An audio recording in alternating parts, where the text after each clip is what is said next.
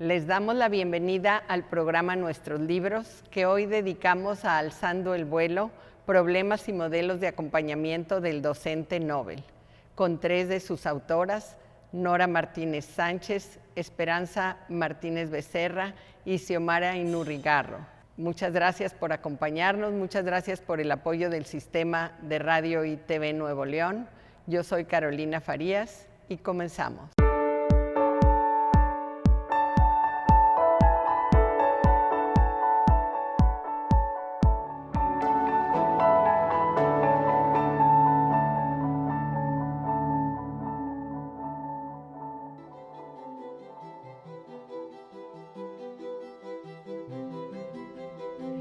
La investigación que llevó al libro Alzando el Vuelo está centrada en las escuelas ubicadas en zonas vulnerables. Por eso quiero preguntarle a Nora, que coordinó esta investigación, sobre los problemas que enfrentan los maestros nobles, porque ustedes hacen énfasis en sus experiencias en los centros educativos.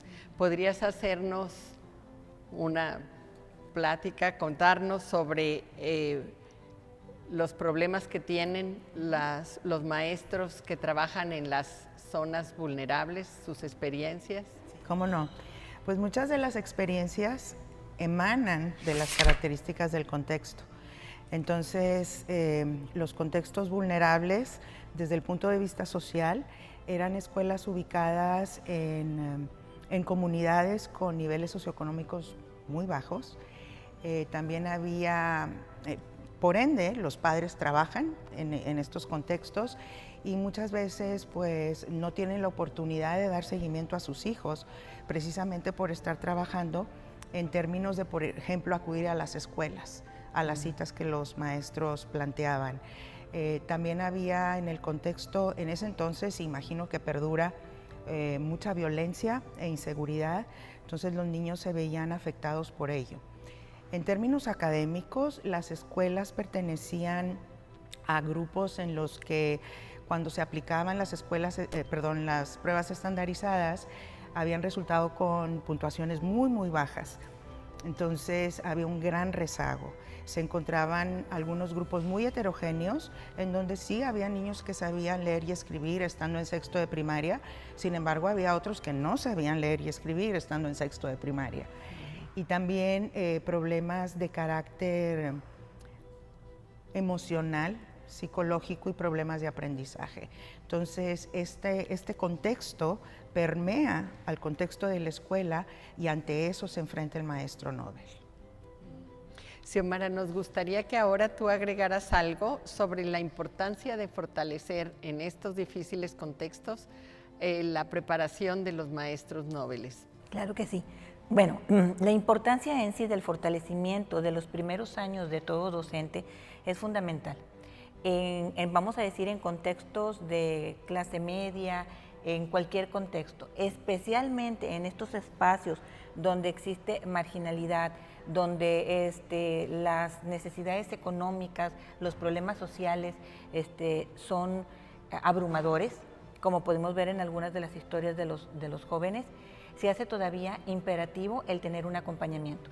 No solamente en esa parte académica, que el muchacho va aprendiendo de esa formación inicial y que transita a ser el propio responsable de su praxis, se convierte también en los aspectos emocionales, el cómo tratar al grupo, cómo controlarlo. Había algunos alumnos que nos comentaban, recuerdo 2 situaciones, donde la delincuencia era tan fuerte que tenían miedo a establecer algunas normas de control por tener represalias de padres de familia, de los mismos alumnos. Entonces, este tipo de acompañamientos, primero académicamente, al ser escuelas focalizadas, como precisamente lo señalaba Nora, pues se hace un reforzamiento del área académica, que es lo fundamental. Segundo, le ayudas al maestro a tener mayor confianza para poder establecer mecanismos de control grupal. Otra de las habilidades que requieren muchísimo ellos es la diferenciación, el poder establecer estrategias que permitan atender las diferentes necesidades, alumnos que leen contra alumnos que no leen, aunque no sea el grado. Entonces, estos programas de acompañamiento son fundamentales para que esta experiencia no sea una experiencia negativa de inserción, sino que se fortalezca su formación, se dé seguridad y se sienta adaptado y evitar, cómo no, situaciones posibles de abandono por esta inexperiencia. De abandono también del maestro Nobel, ¿verdad? Que es el maestro recién egresado. Así es. Que es su primer año. Así es. O profesores principiantes, como les llaman también otros autores. Esperanza, me gustaría, tú en este libro nos hablas de este complejo periodo de transición entre la escuela y la práctica. Nos gustaría que nos comentaras algo de esto. Pues sí, efectivamente, las escuelas normales tenemos la misión de formar a los docentes. Y en esta formación es algo bastante compleja, porque la cuestión de la enseñanza no es como una receta, ¿no? Que puedas dar una serie de pasos sobre cómo enseñar. Entonces, nuestros alumnos, los normalistas, tienen que aprender cómo atender a las circunstancias del contexto, a la diversidad existente en los alumnos, a las condiciones propias de los centros educativos en los cuales van a prestar su trabajo, porque cada escuela tiene su propia cultura, sus propias dinámicas, la manera de compartir con los compañeros que ahora vienen a ser del equipo de docentes en los cuales ellos se están insertando y que de alguna manera tienen que entrar en esa negociación, ¿no? de cómo adaptarse a esas nuevas circunstancias. Ya no hay el asesor de la escuela normal que le esté acompañando a quien le pregunta, o bien a veces también somos algo directivos, y que eso les da seguridad para hacer, y en última instancia hay una figura ahí que responde o que con la cual comparto la responsabilidad.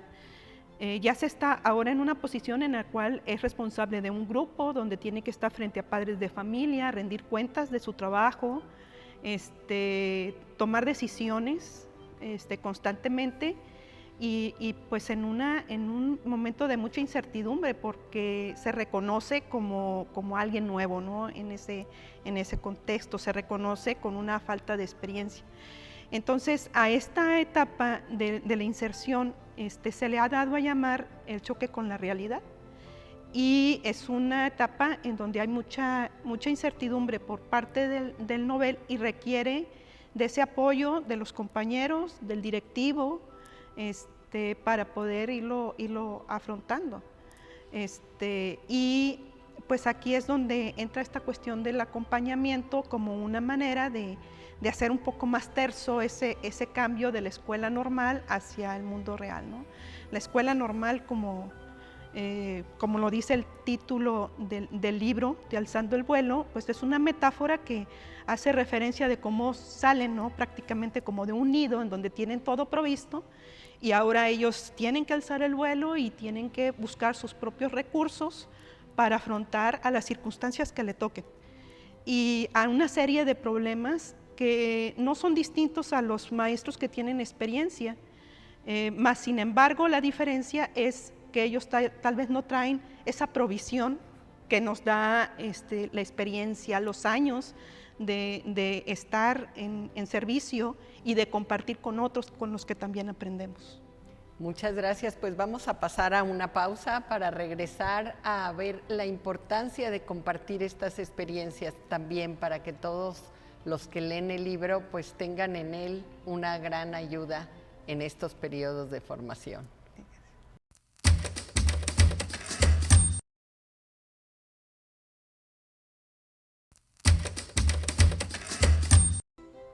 Sabemos que es necesario estudiar la práctica de los profesores Nobeles.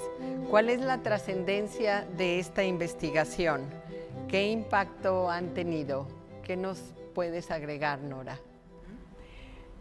Bueno, un impacto que hubo fue la generación de 3 modelos distintos de acompañamiento que fue generado de cada una de las normales, porque el principio de toda la investigación, como mencionaba de alguna forma Esperanza, es que cada normal determinaría cómo afrontar la realidad de los noveles, porque el contexto era diferente en cada una de ellas, dentro de la normal y también en las escuelas en las cuales estaban los egresados de estas normales. Entonces estos 3 modelos esperamos puedan ser adaptados por otras instituciones normales del país si consideran que son apropiados al contexto en el que están. Entonces ese fue un impacto. Otro impacto es que hubo una relación muy linda establecida entre las normales y la Universidad de Monterrey, a la cual yo representaba en ese entonces, y cuestión que no siempre se había dado, ¿no? Esta colaboración entre instituciones que creo que es importante porque se puede aprender unos de otros al momento de embaucarse en este tipo de proyectos. El impacto, creo yo, más fuerte fue en el aprendizaje de los niños, porque cuando el maestro Nobel siente el acompañamiento y empieza a modificar su práctica, al final de cuentas empieza a haber resultado en el aprendizaje de los niños, que es lo más importante. Claro. Al final de cuentas es lo más importante. Entonces, en ese sentido, yo creo que el impacto fue por ahí. De hecho, en la Serafín Peña hubo cambios fuertes en el aprendizaje de los niños gracias a la experiencia similar a la de las otras normales. Bueno, Esperanza, te pregunto ahora a ti, ¿cómo se nutre, cómo el acompañamiento nutre la práctica docente? Esperanza está en la normal Serafín Peña en Montemorelos. En Montemorelos, sí. Sí. Bueno, todo construir el acompañamiento se dio desde la experiencia que como asesores tenemos al acompañar a nuestros alumnos a las jornadas de práctica, ¿no? Entonces, esa experiencia nos ayudó a pensar y diseñar este acompañamiento no desde la postura de, pudiéramos decir, directiva o como aplicando una cuestión remedial desde nuestra propia concepción, sino analizando las circunstancias, siguiendo el modelo que quisiéramos que siguieran nuestros exalumnos. Partimos primeramente de conceptualizar que ellos ya no eran nuestros alumnos, que ahora eran compañeros, eran colegas, y llegamos desde esa postura, ahora somos iguales. Ya. Para de alguna manera superar esa situación de vernos hacia arriba, ¿no? Ahora, somos iguales, la única diferencia que hay entre ustedes y nosotros es que nosotros les ganamos un poco en experiencia y queremos prestarles nuestra experiencia para que pueda hacerles más fácil su trabajo. Entonces, esto fue lo que permitió que se fueran abriendo las puertas, los muchachos estuvieran más relajados, aceptaran nuestra intervención y llegamos a la cuestión de entrar a las aulas, verlos trabajar, que nos presentaran sus planeaciones, sus materiales, que se abrieran y nos dijeron, es que yo siento que aquí hay un problema, es que yo no sé cómo hacerle aquí, o no se daban cuenta de algunas omisiones, errores que cometían o otras posibilidades que pudieran explotar con el propósito de tener mejores resultados. Y entonces había una entrevista posterior a ese observar la clase para hacer conciencia de lo que se hizo, cómo se hizo. Ahí es donde entraba el proceso reflexivo.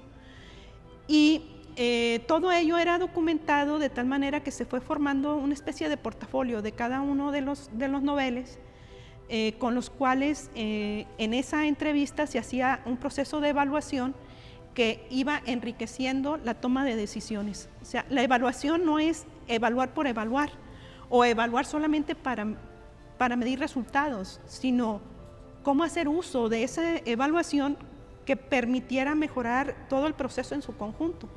porque era tanto el trabajo de los docentes noveles como de nosotros como asesores o como acompañantes.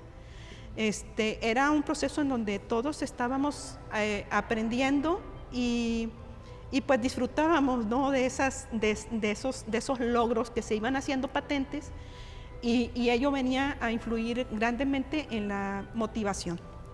Muchas gracias. Ahora tú, Xiomara viene de la normal Miguel F. Martínez, sí, y queremos que nos hables de ese fortalecimiento del sistema educativo, de cómo investigaciones como esta y trabajos como este ayudan a evitar el abandono. Perfecto. Bueno, este tipo de trabajos, como muchas investigaciones de la práctica docente, lo primero que te ayudan a las escuelas normales en lo particular y al sistema educativo en general es a identificar cuáles son las necesidades reales, inmediatas de nuestros egresados, de los docentes noveles. ¿Cuál es lo que requieren?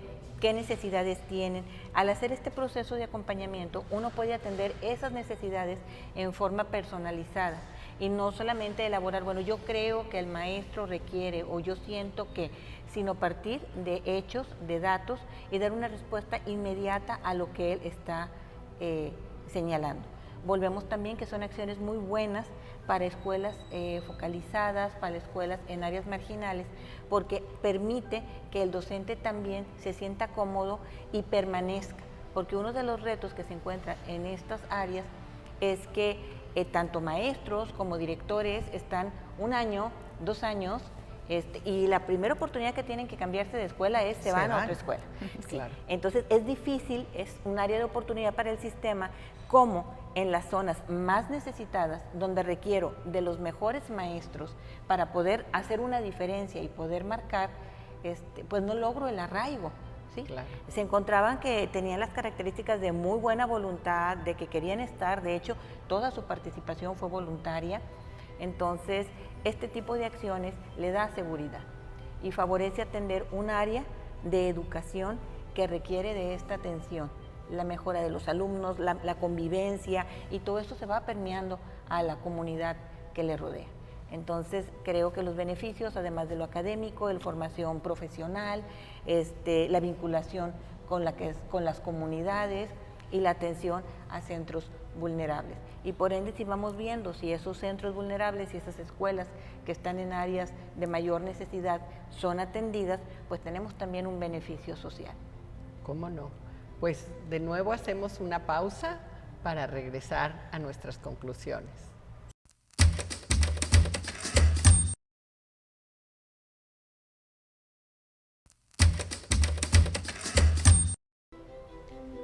Regresamos al programa Nuestros Libros, a nuestra plática sobre Alzando el Vuelo, y quisiera hablar un poco de, a lo largo de estos años desde que apareció el libro, cómo ha cambiado el contexto y cómo permanece, cómo la influencia de este libro ha ayudado a los siguientes maestros noveles, porque pues siempre va a haber otros, ¿verdad?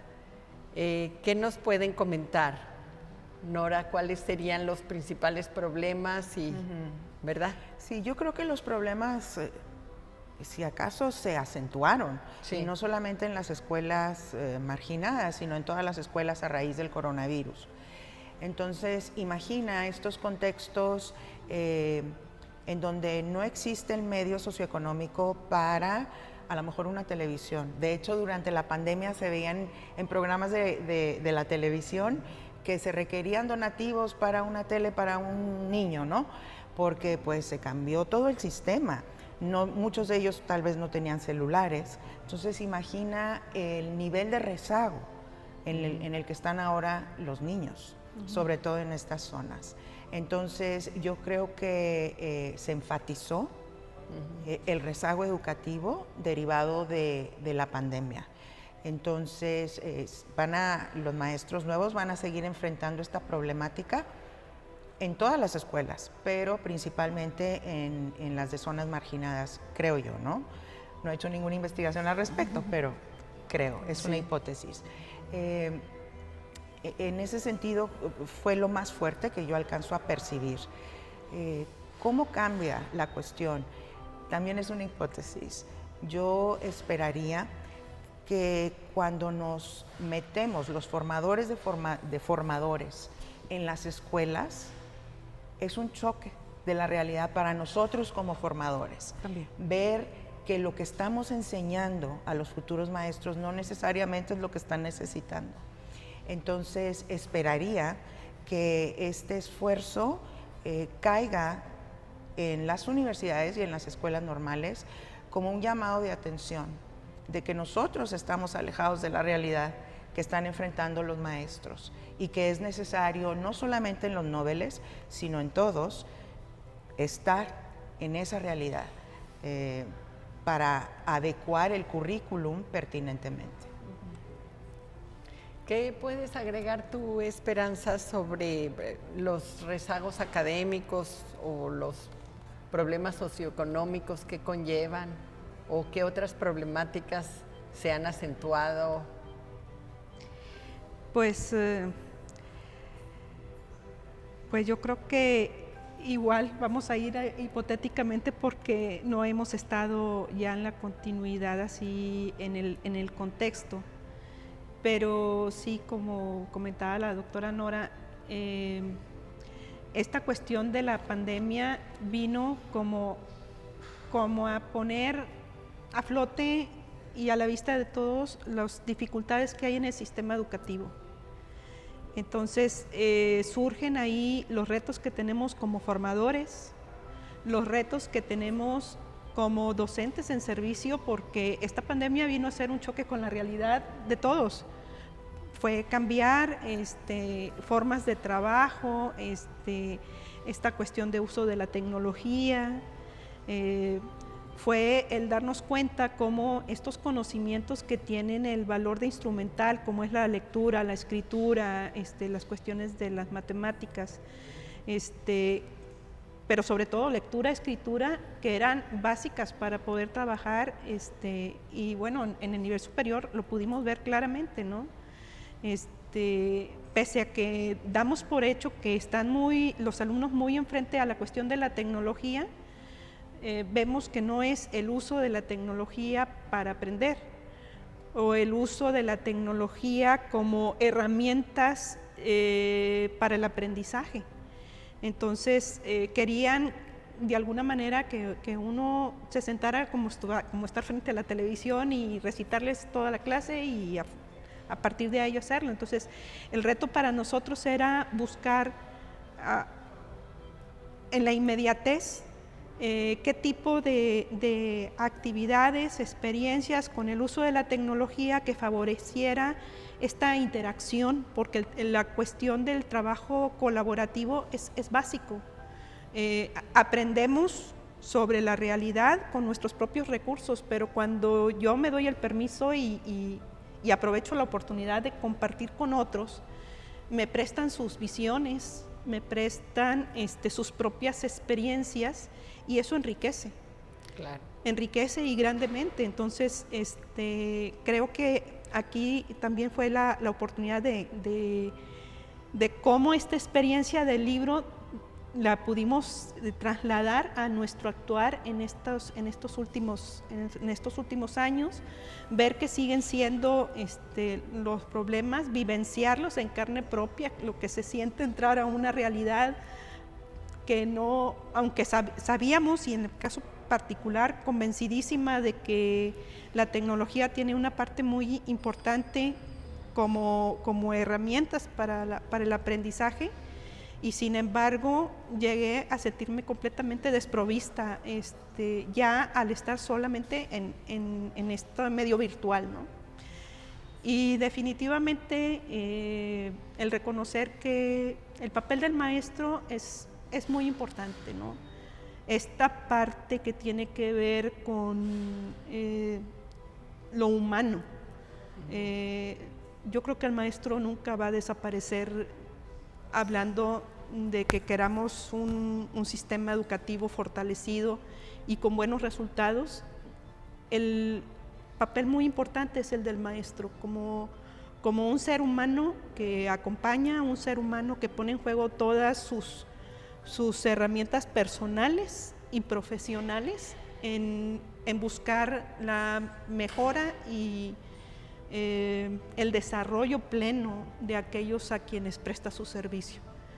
Y yo creo que esa sensibilidad está presente en el libro y hoy la pudimos vivir de nuevo plenamente desde una perspectiva inimaginada. Pues todos fueron nobles en un sentido, La verdad que ¿verdad? sí, sí, la verdad que sí.